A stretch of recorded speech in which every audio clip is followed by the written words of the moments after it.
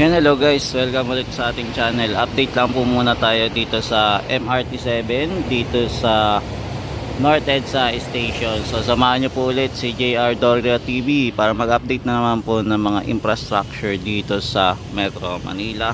So tara, simulan na natin guys.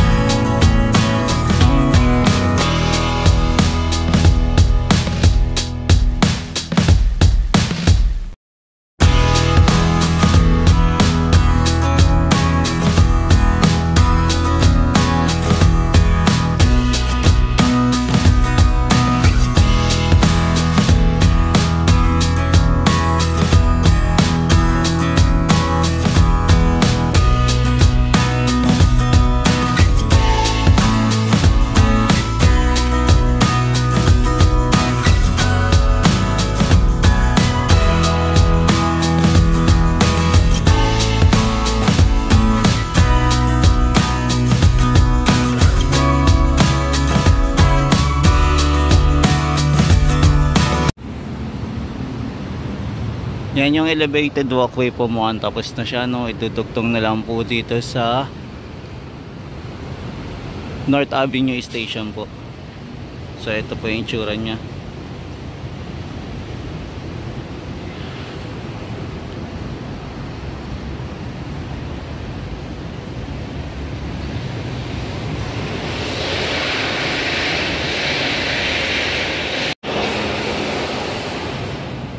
Yan, grabe, ang daming project dito sa ano, no, sa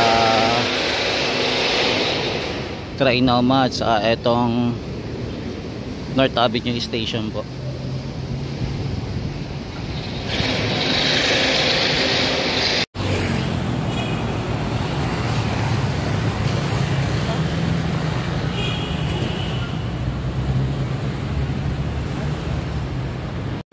Yan, dito naman po sa ilalim ng daan dati dito sa may Trinoma at saka sa may North SM North EDSA. Wala na po palang daan dito papunta pong Trinoma. So putol na po.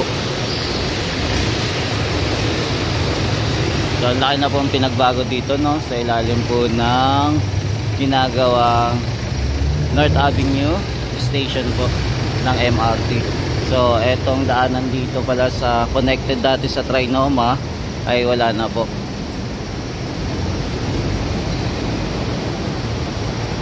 So ito po yung itsura dito, yung ganap. Grabe, ang laki ng station na ito. Ang dilim. Ang dilim pagkagabi. Yan, inaayos na din po yung tower dito. Yung mga poste, no, ito. Inaayos na din nila. Kasi yung mga bakal dito kinakabit na rin. Mahaba-haba pa pala to, no, itong station na to. Yan, dito po meron po tayo nakikita dati na mga kagamitan po ng BF para dito sa project po dito sa Common Station o North Triangle Common Station. So dito po naka-standby po yung mga gamit, pero mapapansin po natin wala na po yung mga construction materials at saka yung mga heavy equipment na nakatambay dito. Mukhang terminated na talaga yung project para sa North Avenue, para sa North Triangle Common Station po. Yan, so ito po yung mga project dito sa North Avenue po, no, station para po sa MRT 7.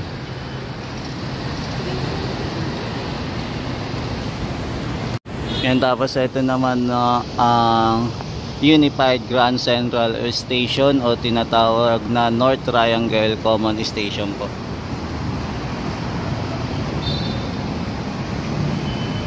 So nag-aantay pa tayo ng panibagong contractor para matapos po itong project kasi sobrang tagal na po at halos yung ibang mga equipment dito ay nabubulok na rin po.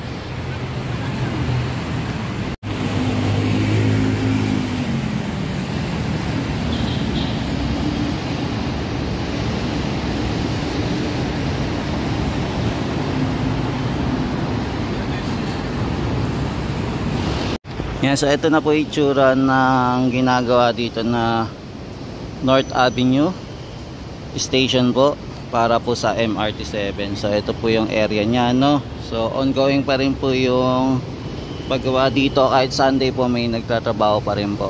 May mapapansin po pa rin tayo katulad po nyo, no, yung nasa taas. Meron pa rin pong nag-aayos. So hindi ko na po maiisa-isa kung ano po yung mga poste o mga bakal na ginagamit dito. Basta ito, ipapakita ko na lang po sa inyo yung kaganapan dito sa area ng North Avenue Station para sa MRT 7, kung ano na po yung progress and development dito sa area. So far naman wala po masyadong traffic dito sa area. Smooth naman po ang pagdaan po ng mga sasakyan. Tapos ito, may mapansin po pa rin tayo yung mga bakal na ginagamit po nila para pambrace dito sa poste na ginagawa nila.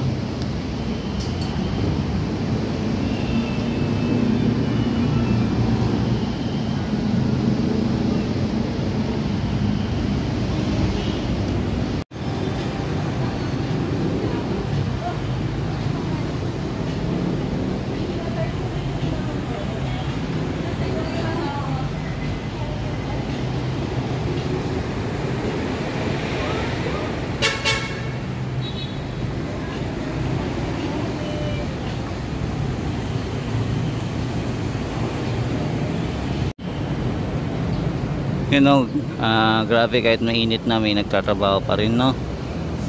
So abangan natin kung kailan to matatapos itong project na to. Sana umabot sila sa target na sinasabi nila na 2025 mapa-partial operation na itong MRT7. So abangan-abangan natin mga tropa kids kung mangyayari sa December daw. Yan, so nagiging progress na yung yung economic dito kung sakaling maayos na po yung MRT7. Ayan, so, lalong lalago po yung business dito sa area po ng North Avenue at sa yan, lalong lalago po yung mga businesses dito sa area po, lalo na po sa Trinoma at saka po sa North EDSA po. Yan, marami na din po tayo nakikita mga building na nagtataasan dito na de-develop na po siya, no? Katulad na itong Cityland, ayan, may mga building na po.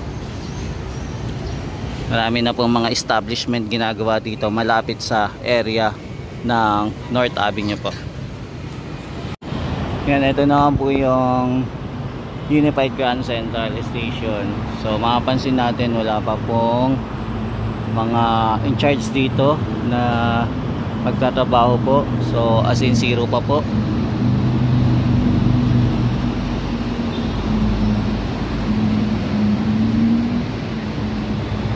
Yan, sana makasabay po, no? Sana matapos itong project. Matapos po ito ng 2028 po bago po bumaba ang ating Pangulo. Sana po matapos. Medyo malaki-laki pa ata iaayusin dito, no? Mga marami pa. Yung may ginagawa pa ng daan dito, no? Para saan kaya to, no? Gumagawa sila ng hagdanan. Yun, no? Nagkaroon sila ng elevated walkway. Papasok kaya dito yan?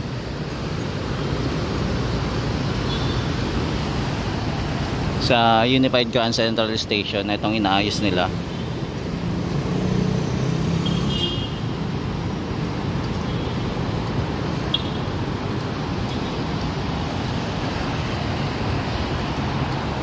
Tapos yung daanan pala ng busway, wala muna pala, no? Tinanggal, nakabara. Mukhang may inaayos sila dito sa ilalim ng Unified Grand Central Station. Yan, dito din po continuous pa rin yung development dito sa area. Kung may makikita na din pala tayo mga pierhead dito, no? Nikabit na yung mga pierhead dito para sa turn back guideway po ng MRT7 project po para sa North Avenue Station po.